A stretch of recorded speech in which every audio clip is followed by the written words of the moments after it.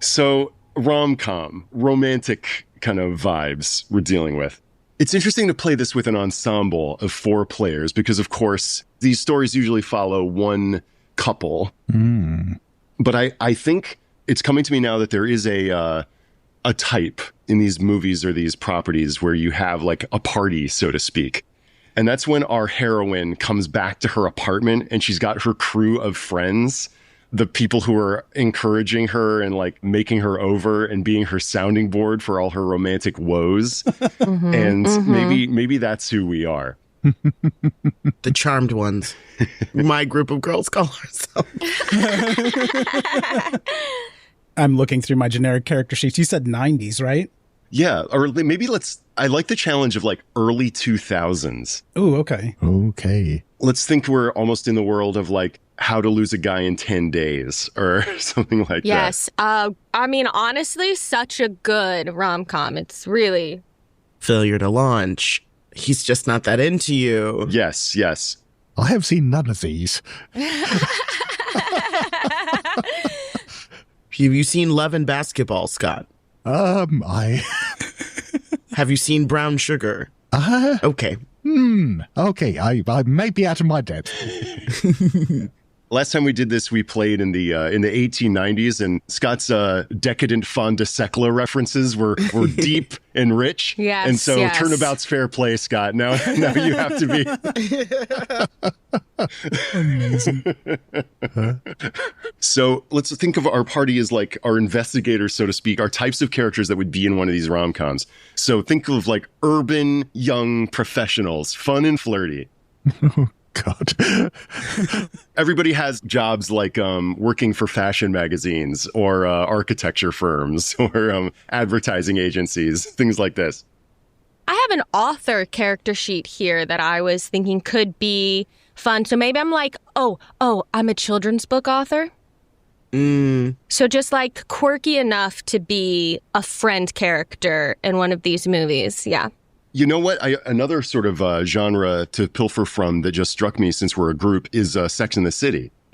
Yes. Speaking of characters who are authors. Yes. Yes. Carrie Bradshaw. I'm thinking like an up-and-coming fashion designer. Awesome. Anytime my girlfriends need something for a special event, they always know I can whip something up, make something out of nothing. These bed sheets, these curtains, these dumpster diving items.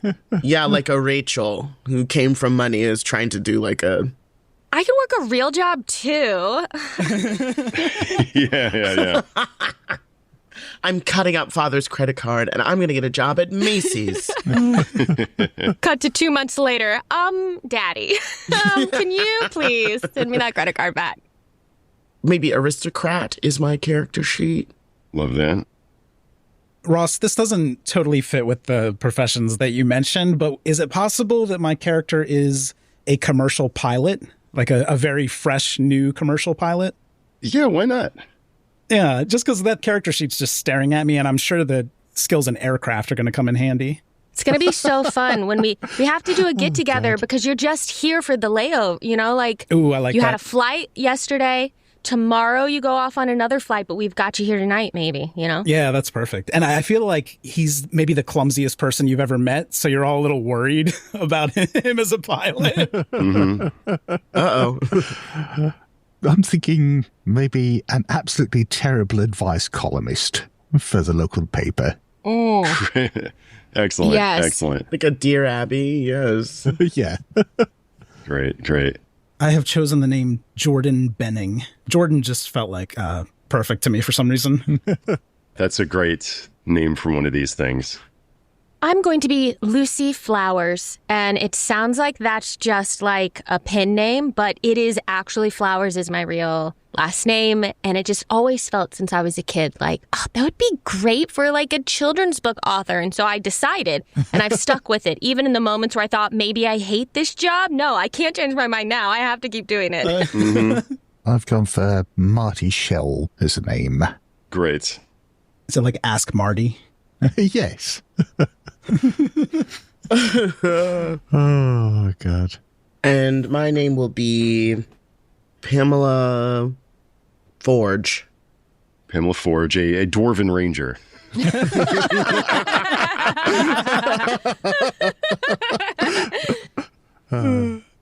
Pamela's off to another LARP this weekend. My daddy runs the Renaissance Fair. Oh, right. You're from the Forges, the famous Forge family. This array of skills is going to be challenging. For the pilot? Yeah. I'm just like, how do I get you in a plane over the course of this? That's the entire goal. We'll get you in a helicopter. We'll find a way. Oh, shoot. I have some astronomy. Why not? Oh, good. That'll come in handy. Boy, if y'all need anyone to speak English, I got a 95 in that. All right. So let's go, you know? Did we say what city we're in, Ross? We're in New York, but if you look closely, we're definitely in Toronto.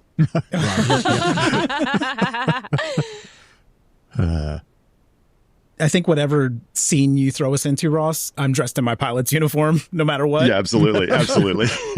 Just always on a layover. Just always just about to leave for work. I want to believe that you aren't actually a pilot. You just have the uniform and you walk around in it the whole time. Yes. That will be the joke. Yeah, all you remember is him like really struggling through pilot school. Oh, God. Like, wow, I can't believe he actually got his wings. It seems like I'm very surprised. Honestly, they look like the ones they give children. On their first flight, yes. He wanted to feel special. I'm Pamela Forge. Ooh, I like to think you actually have never heard of the airline either. Because it doesn't exist, babe. It's one of those new budget airlines.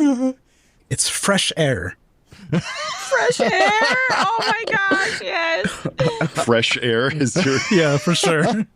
It is now. Oh, brilliant. Fresh air. It offers even less amenities than Spirit. It's like, yeah. You have to stand up. Yeah. Yeah. It is standing room only. The world's first standing airplane. Yeah, they have the little like leather handles. Little bar, like, yeah. Well, my first successful book is Patterson the Duck. And I'm planning on doing a whole series about Patterson. And actually, I can't wait to tell Jordan, but I have one inspired by him. It's going to be Patterson Becomes a Pilot. Oh, amazing. Patterson Smells the Roses. Patterson Cooks a Dinner. You know, it's endless. It's unending. Wow, it sounds like you two are really good friends. I wonder if that'll ever blossom into anything more. Well, then the two of you should come to the opening of my nightclub called Forgery. Yes. Yes. Oh, yes. We all just go to Marty all the time for advice. Yeah. Marty, I just don't know what to do. Oh, yeah. And that's why every relationship you've had crashes and burns. Oh. I think Jordan, even to get unbiased advice, writes in anonymously to Marty. Like all the time. If anybody needs a credit rating, I got you. Okay? Oh, nice. My stats are stupid. In a Hallmark movie, you definitely need a high credit rating. Is anybody trying to buy a house? I mean, if you just want to turn this into a real estate sim, we can do that. This is Roller Coaster Tycoon. I've been waiting my whole life. What paper does Marty write for? Is it a newspaper column? An independent publication that's trying to get an audience. It's just called The Record. And Ooh. yeah, it's got a circulation of, assuming you lot buy it, a circulation of at least 3. So this plus horror. Okay. Right. Mm-hmm. Okay. Yeah. I mean, the horror of human relationships. Hello. I'll say, sister, dating, say no more. Okay. Are we feeling pretty good about our characters here? Mm-hmm. I think so. Yeah. We've got Lucy Flowers, a children's author of the Patterson the Duck series. That's right. We've got Pamela Forge, fashion designer and nightclub impresario, a child of wealth and privilege. We've got Marty Schell, advice columnist for The Record. We've got Jordan Benning, a pilot for up-and-coming flight startup Fresh Air. Oh, God. They pump like pure oxygen. You know, oxygen bars at Vegas? They pump that into the plane. I love that. Oh my God, into the plane. Bubblegum air. Yeah. Oh my God. We only fly point to point from New York City to Trenton, New Jersey. That's it. That's all you need. But it takes 2 hours. Yeah, exactly. It's a nightmare. Okay. I don't think I've ever heard you say anything mean ever. That's probably like. Well, get used to it. I'm at my breaking point. Okay, yeah.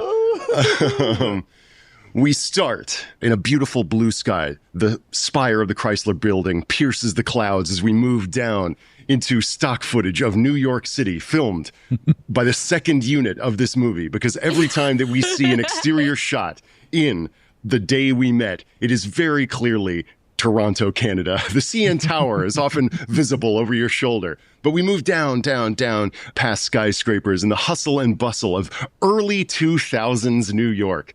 People are moving hither and thither. You can hear, feel the rain on your skin. No one else can feel it for you. Yes, we're going down. The sun is setting. It's beautiful. You can see couples walking by hand in hand. Love is very much in the air. It's a warm summer night as we move under the awning of the Pumpinest nightclub on the Lower East Side. Forgery. That's right.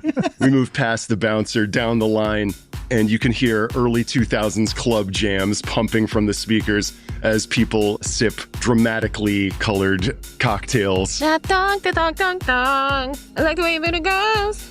Baby, like you move it goes.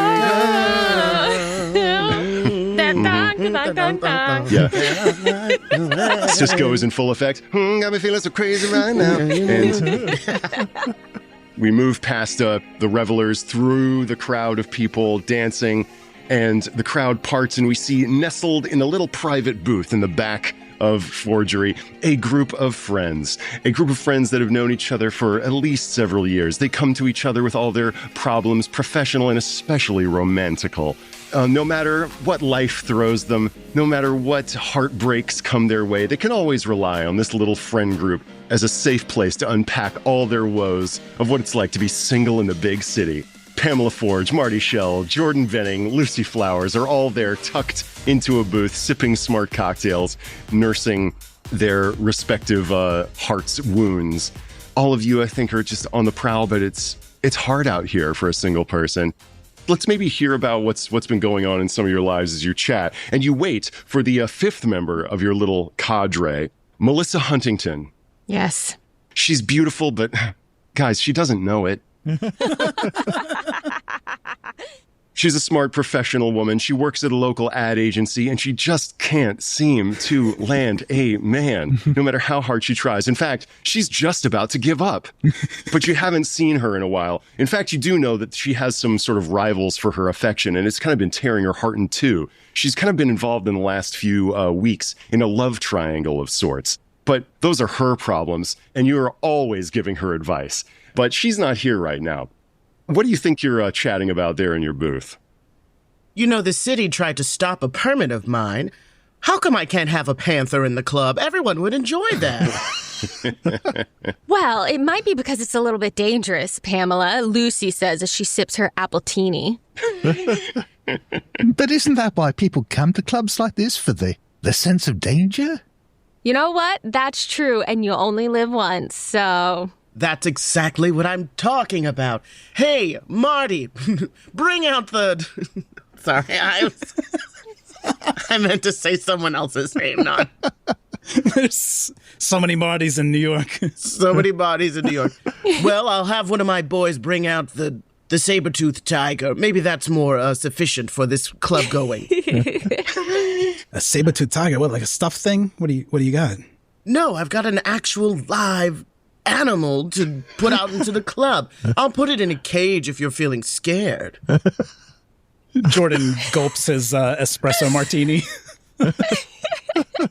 Come on, it's New York City. We should be living it up. Wow, this is really taking a turn. And yes, Pamela maybe claps her hands, and descending from the ceiling of Forge is a brightly lit cage, behind the bars of which is some sort of exotic animal that has been very unethically crossbred with certain other creatures to give it extremely long fangs, because of course the saber-toothed tiger is well and truly extinct. but not within the walls of Forgery, the hottest club in lower Manhattan. Yes. Yeah, it's a forgery. It makes sense. Yes. Exactly. It's had extensive dental work. Yeah. Yes. Pamela, I love your commitment to the spectacle. I just want everyone to have a fun experience. I've lived life so dully, and it's time for me to, shine bright. Just like you, Lucy. Oh, well, I was going to say that you're inspiring me. I was thinking in my next Patterson the Duck book, I could have a little spectacle, maybe have some glitter on some of the pages. Oh, you're so bad. Or a saber-toothed tiger. Oh, Patterson meets a saber-tooth. Patterson makes a friend. Oh, my goodness. And I pull out a little, notebook, and I start jotting down the idea. Patterson makes a friend. It's a saber-tooth tiger. And that's how we learn about animals that go extinct and climate change. Except at this point in time, I think we're just calling it global warming. Climate what? Yeah. Can I be honest with all of you for a minute? Certainly. Sure. Just before Melissa gets here, I feel like I need to be vulnerable. Do you feel like whenever Melissa's around, we're always just talking about her and our problems don't matter, like we're side characters in a show or something? It's like she's in the A story and we're all in the B story. Just think maybe for once we could be the A story. I like that. I like that a lot. And you know what? Whenever Melissa is always going back and forth between was his face and was her butt, I get it all confused. It's like, be consistent for once in your life, Melissa. Just pick one, you know? Her life's so interesting. Maybe we just need to get out there and do more, right? Meet more people, mingle. Oh, you're just in love with her, aren't you, Jordan? He takes his aviator sunglasses off. Sunglasses. And glares at Pamela. Lucy watches his face as he responds to this very closely. Are you in love with her? No, don't be ridiculous. She's in a love quadrilateral or whatever it is. She's in a love polygon, and you're an obtuse angle, Jordan. Ooh, I kind of like that. Thank you. You're welcome. Let's dance. Flowers, is that you? Suddenly from around, just behind you, coming up to you on the dance floor in a gray sharkskin suit and a shirt kind of unbuttoned to the middle chest. Yeah. You see a man with tousled dark hair kind of shimmying up to you. Saw your book nearly cracked into the children's top 10. Yeah. Oh, hi. Yes, Jared. Wow. Thank you for noticing. Yes, it did. This is Jared L. Derrigan. He is a children's book author himself. He does the Terrence the Turtle series. Right. It has a brand deal with Walmart and is just absolutely trouncing yours on the charts, so to speak. You hate each other. Or I don't want to put words in your mouth, but the rivalry is crackling. Well, it's always nice to have growth still available to you. I'd hate to get at a point where the only place to go is down. Yes, I suppose. Man's reach must exceed one's grasp, but what's a heaven for, huh? Oh. Yeah, definitely. Luz is like, yeah, I know. So, what are you doing here? Forgery is just one of the hottest clubs in the city, don't you know? Didn't expect to see you here, though. I'm best friends with the owner, didn't you know, Pamela? This is Jared L. Derrigan. You might not know his books, Terrence the Turtle. Oh, hello. I'm not familiar with your book, but I'm glad you're in the right place. Lucy, do we give a fuck about this guy or not? No, he sucks. At first I thought he's cute and he has a great accent, but then I realized, ew. Marty's desperately pushing a Terrence the Turtle book down deeper inside his briefcase. his little courier bag. Yeah. Terrence the Turtle, that's a terrible name. You should have gone with something else like Marty Shell. Oh, Well, Jared, what brings you to the club? I don't think I've seen you here before. Just blowing off some steam after the recent sale of Terrence Turtle's Bath Time Adventure.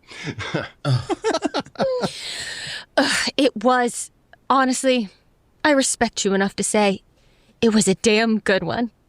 But don't worry, Patterson the Duck will get there.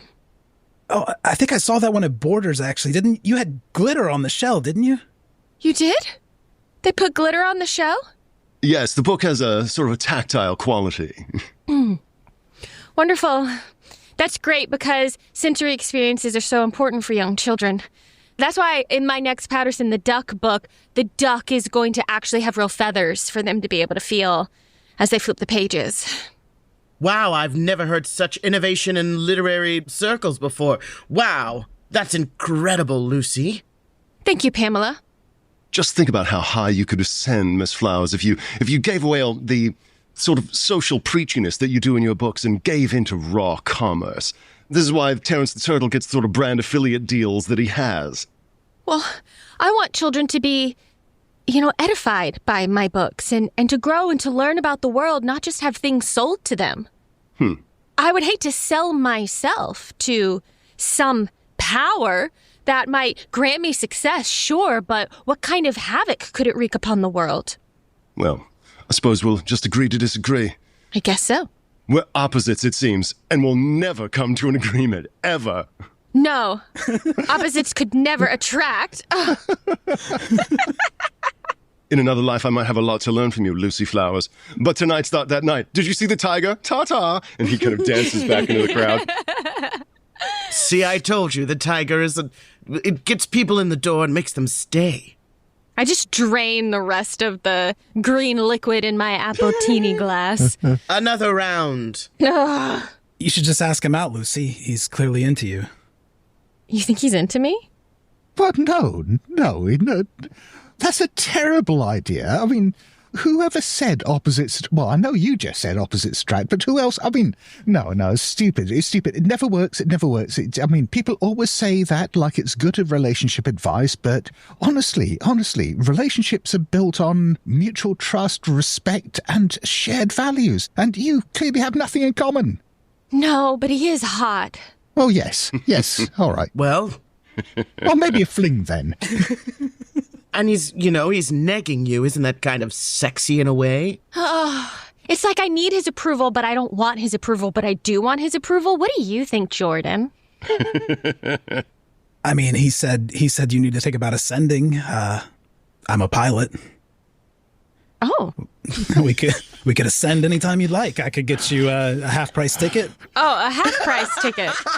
Half price. At Fresh Air, we have a friends and family deal. There's this crackling repartee is going around the table. Pamela, you see someone like kind of bumping and tripping their way through the crowd in a charmingly awkward way. He has a collared shirt that is sort of rumpled and looks out of place in this club environment. His hair is tousled and falling over his forehead in dark curls. Imagine a young Mark Ruffalo. But he's a nerd. He's a dork. And Done. He's kind of bumps into someone. He's like, sorry. And as he makes his way towards you, you know that this is Keith Philby. He is one of the members of the sort of romance quadrilateral, I believe you spoke of, or the romance triangle with Melissa Huntington. He's always hanging around. In fact, you notice tucked under his arm, he has a bunch of poster boards with big messages written on them as he kind of bumps in his way through the crowd and jostles his way towards your table. Keith, I've told you thousands of times, check those nerd boards at the door. I'm sorry. It's so loud in here. I didn't want to check them. I was sort of hoping that Melissa was here. Is she not? No, Melissa's not here. The last time I saw her, she was with you, or at least was talking about you. Any progress in your commitment? Really? She was talking about me? He kind of slides into your table and kind of scrunches himself up next to Jordan. Well, she mentioned that she was obviously torn between you and the other one. What progress have you made of declaring your love this time?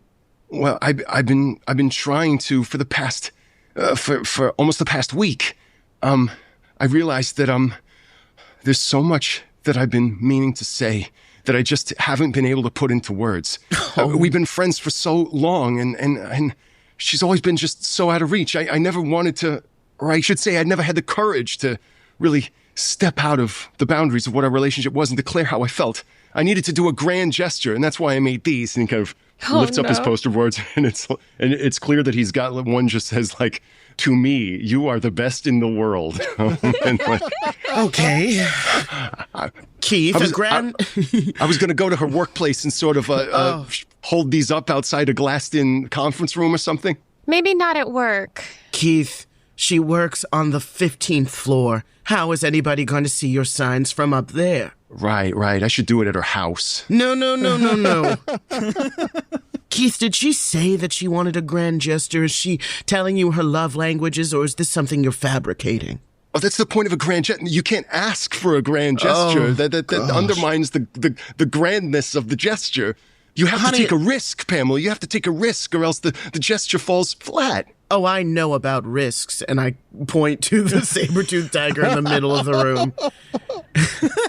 Doing the stanky leg. Yeah, its paws groping through the bars. It looks as though it could probably slink through them. I can't believe they wouldn't allow you to have a panther, but they let you have the saber-toothed tiger. It's amazing. Well, I know a guy in New Jersey who was able to help me out with that. But Keith, honey, putting yourself out there, being this vulnerable, it's not a good look, honey. What are you supposed to do? No, Marty, you're an advice columnist. What should someone do? Oh, I'm sorry, let me put it in terms you understand. Lonely on the Lower East Side asks. Well, Keith, I mean, it sounds to me like your biggest problem there is romantic rivalry. Melissa will figure out how she feels about you at some stage, but maybe what you really need to do is sabotage your rival. Oh, wow. And he kind of like... Now that's something I can get behind, a little friendly competition. Yeah.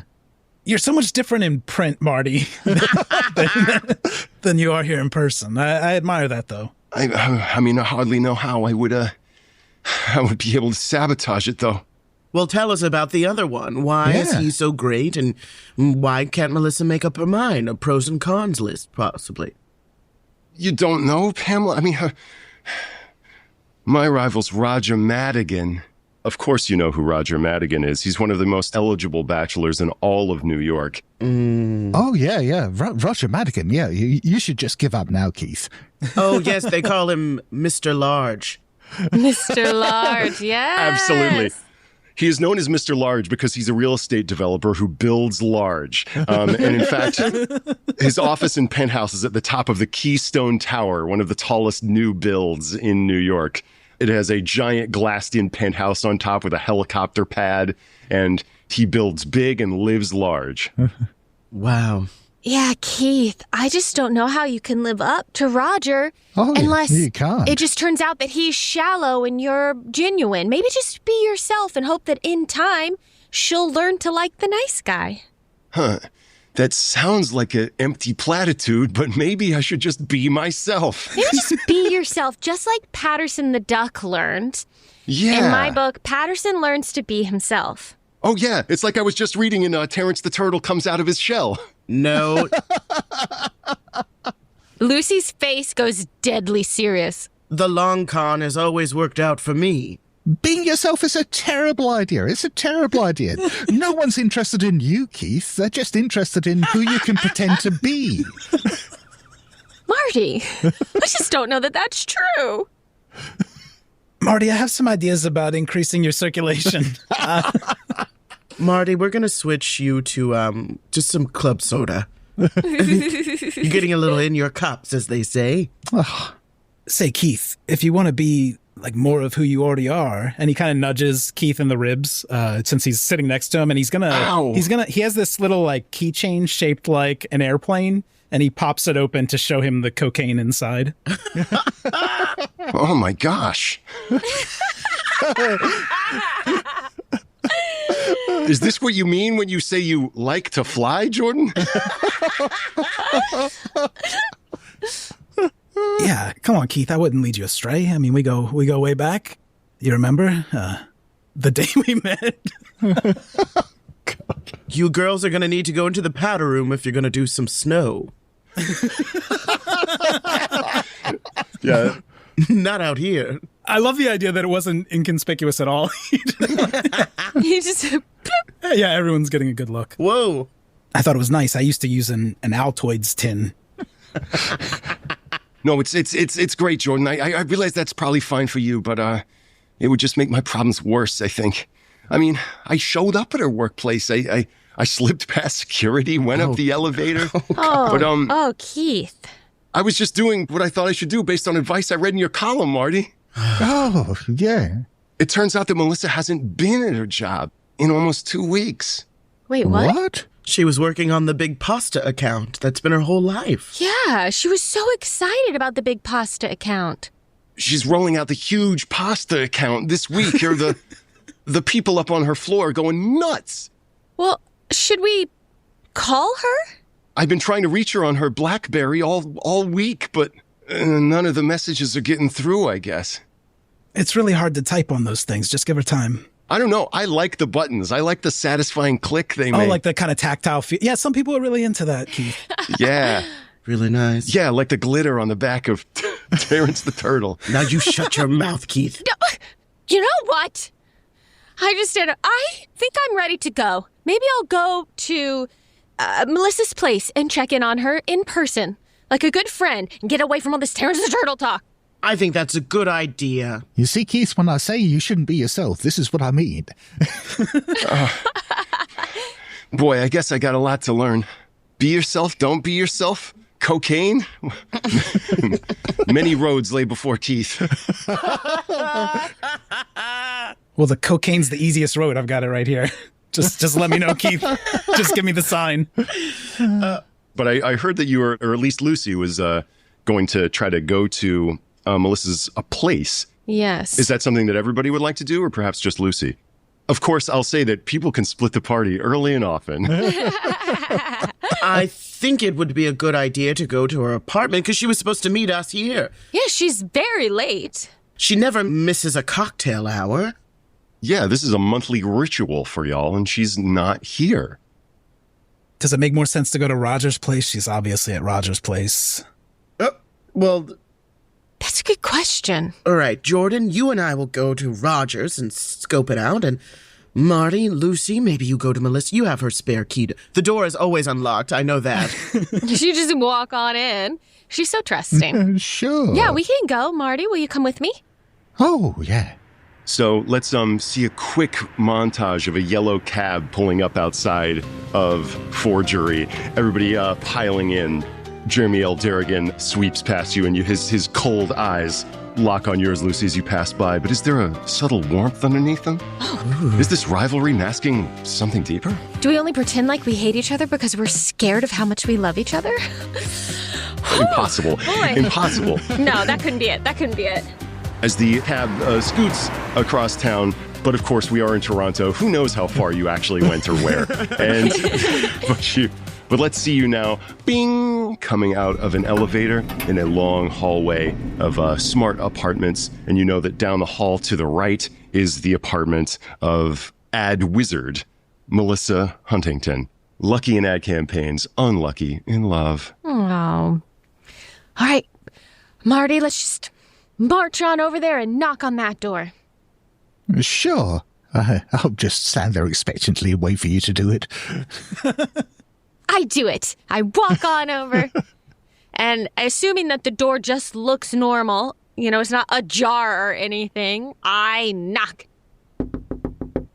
Yeah, there's no answer. Melissa! Melissa, it's Lucy and Marty. Let us in. The door behind you opens up, and a guy who kind of looks like a young Matthew McConaughey in a towel. He's just come out of the shower. I knew he would be in a towel. This is my favorite world we're living in right now. Like, rom-com world, let's never stop this game. And he pops his head out, and he cracks the door, but just enough to show you his insanely chiseled torso. The water of the shower just like throwing beams of light off of his tanned torso. Hello. Oh, sorry. You looking for Melissa? Yes, we were. I was wondering if you could tell me where she is, because I haven't seen her in a while. You haven't? No. Oh, like how long is a while? Gosh, I suppose maybe it was a couple weeks. I was Oh. I was gonna come over and watch a DVD, but she never came knocking. Oh. Okay, well that's interesting. Thank you for the information, I guess. We don't know where she is either. Should we try and go into her apartment, Marty? Oh, I mean, because the plants in there would be dying. Yeah, you're right. It's only the responsible thing to do. Yep, of course. Yes, as friends. I'm sure she's got to leave a spare key around here somewhere. You know, at one point I thought maybe I would be like a mystery writer. And then I realized I was way out of my league. But I read a lot of mystery novels. Maybe I can, like, Jimmy the lock. This guy is still listening to this whole conversation. Like, just gonna bust in the door. Well, what would you do, towel guy? Please call me Bo. Bo. Hi. You don't have a neighborly spare key to Melissa's place, do you? You get the sense that he doesn't know you. You might have to persuade him if you were going to get a key to just walk into someone else's apartment. I could try to charm him. I have a 50 in charm, so... Yeah, there you go. In theory... Maybe you don't know me, but my name is Lucy Flowers. I have known Melissa for years and years, and also, if you have like nieces or nephews or younger brothers and sisters, maybe you know my books, Patterson the Duck.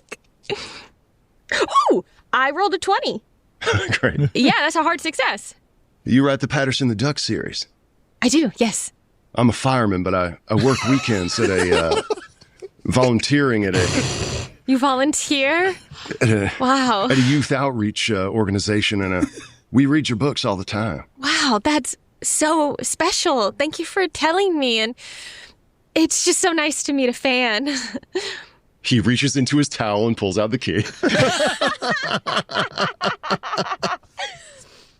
Thank you, Bo. Maybe, just like look me up sometime or something. I don't know. Gosh, I suppose I could try to look up a big shitty author, but you just come knocking on my door anytime you want, Miss Flowers. Oh, okay. Well, I do know where you live now.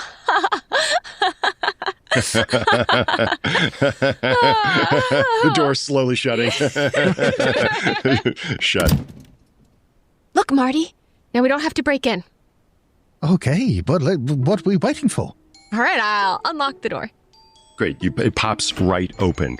And you walk into a gorgeously appointed New York City apartment. It is the height of early 2000s fashion. We've got gorgeous furnishings, big artworks on the wall, images maybe from some of her ad campaigns or like archival ad campaigns are posted up on a corkboard under a one of those iMac computers that has a big like purple bubble on the back. Oh, yes. And there's a kitchen island and a little balcony looking out over beautiful Manhattan by night. Things look in order here, but it does not look lived in. Melissa? Yeah, you receive no reply. Guess she's not home. Are there like plants in there that might be like dying? Anything that does prove like, yes, she's been gone for a while. She's not taking care of things. What an astute observation. There's no role necessary to see that, yes, the plants that are around this well-appointed space are drooping quite a bit. This is so strange, Marty. Yeah. She wouldn't have gone out of town without telling us. I don't think so. Does she have a wall calendar we could look at that maybe has, like a date circled or something marked on it? Yeah. There is a wall calendar pinned up next to that corkboard. You can see that there's a lookbook kind of swatches all over this corkboard for the ad campaign. You can see pictures of a fusilli and penne. God, this pasta campaign. She's working on the pasta. But there's also a calendar. And it's a calendar where each page has a different movie poster on it. And you're looking at a movie poster for Breakfast at Tiffany's with the current month. And you can see there today's date with drinks at the Forgery written on it, as well as lots of other appointments to keep going back up the rest of the month. Marty, this is strange. It looks like she was planning on being at all of these things, but she hasn't shown up for any of them. Yeah, maybe something's come up. Maybe, I mean, she was getting close with Roger. You don't suppose she's... Yeah, maybe she's just round at his place. Maybe she's got swept up in this whole whirlwind romance and they're just... Yeah, they've just spent the last few days there ordering in takeaway and... I mean, that's got to be it, right? It's got to be it. She wouldn't just drop everything and disappear, right? She's just caught up in love. Exactly. I mean, that's the dream, right? To get so caught up in love that you drop all of your responsibilities and the rest of your life falls apart. That's it. Yeah. That's how you know it's right. Why don't people make a spot hidden? Ooh. Oh, my God. Oh, God. Oh, no. Nope. I'm so distracted by thinking about what would actually be true love that I rolled a 97. Oh, dear. It's at least close to a fumble if it's not a fumble. Okay. It depends what your skill level is. What's your skill? That's true. 35. That's a fumble. That's a fumble. So that's a fumbled spot hidden. Interesting. Okay, we're gonna come back to that. Let's see who if anybody succeeded, if you want to try. Yeah, I got an extreme. An extreme. Okay. Oh, nice. Thank goodness.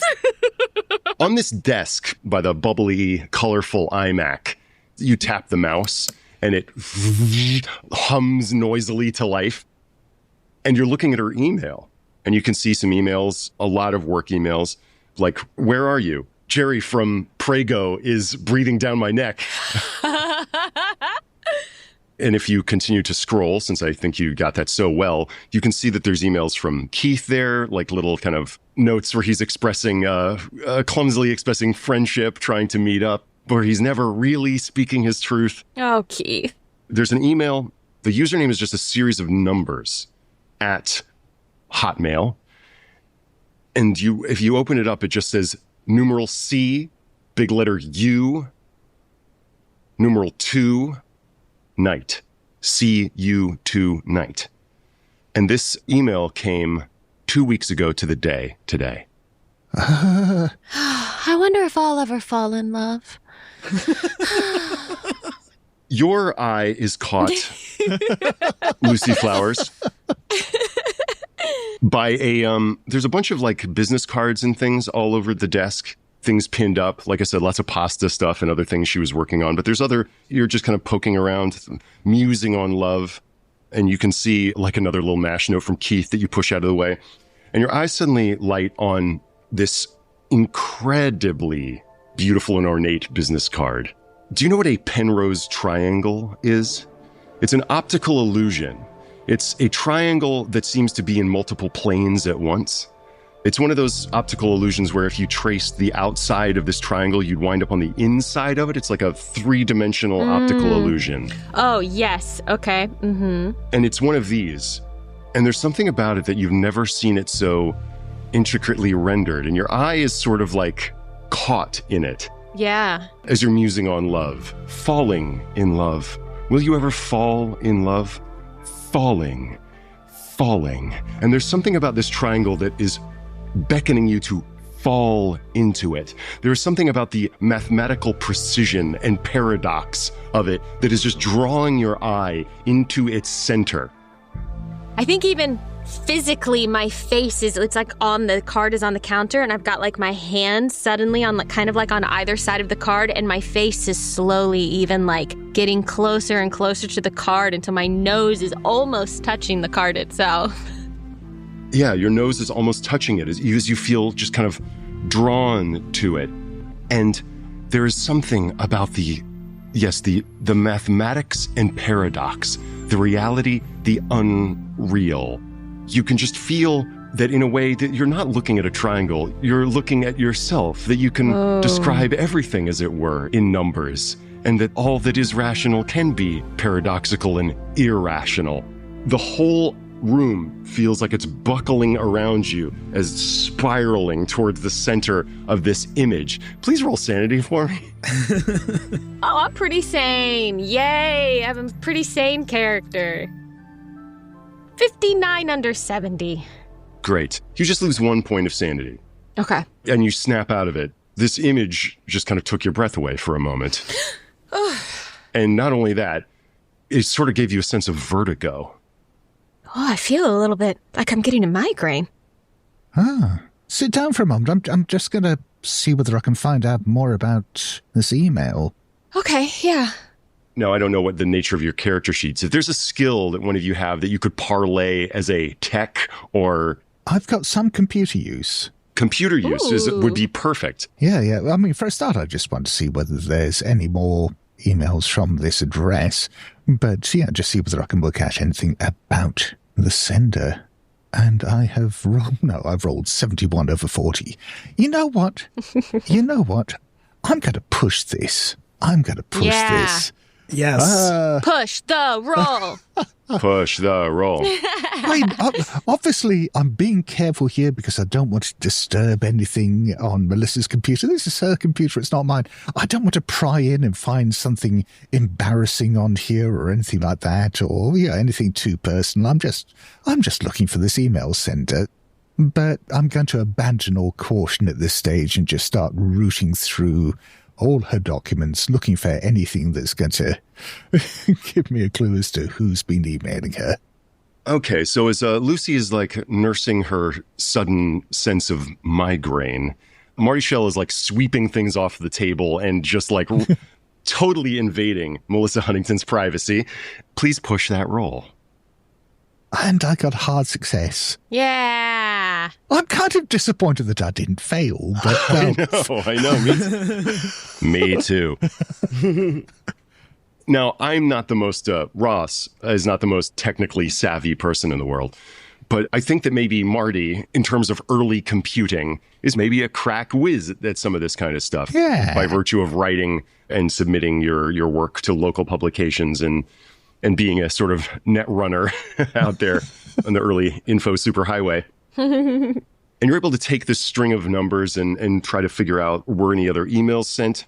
You're not finding much in the inbox. It looks as though a lot of emails have been deleted. She keeps her inbox well and truly organized. Maybe you go on Alta Vista and drop this sequence of numbers in and are just rooting around trying to find if there's any meaning to this sequence. And yeah, a website comes up with this sequence of numbers, which if you click on it, suddenly the screen fills with pop-ups. God. And one immediately arrests your attention, and it's just a black window of a web page with a scroll of numbers going by, filling the screen. And as they do, they suddenly begin to kind of move and shift and begin to kind of animate a crude flash animation nice. As the sequence of numbers coalesces into a Penrose triangle. Uh-oh. Hey, Lucy, have you ever seen anything like this before?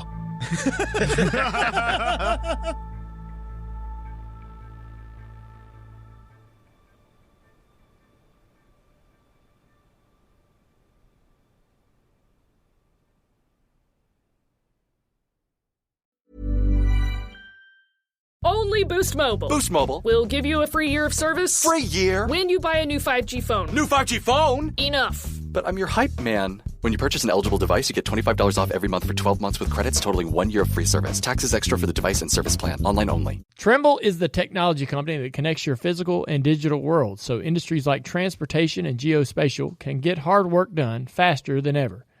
Every day brings new challenges, decisions, adjustments, real-time moments that matter. With Trimble on your team, you're in command of purpose-built tech ecosystems and connected solutions that keep work flowing end to end. Turn data points into decision points, deadlines into finish lines, and possibilities into profits. Check out what Trimble can do for you at Trimble.com. Because with Trimble, you can act smarter, move faster, and lead with confidence. Trimble, confidence at every turn. Thanks so much for listening to Push the Roll with Ross Bryant, an Ain't Slayed Nobody production. You can follow me on Instagram at RossBB, and if you enjoyed the show and want to shape future episodes, join us over on Patreon at Ain't Slayed Nobody. Find us at patreon.com/Ain't Slayed. Subscribe, submit your title ideas, and help decide where our next roll takes us. Catch you next time.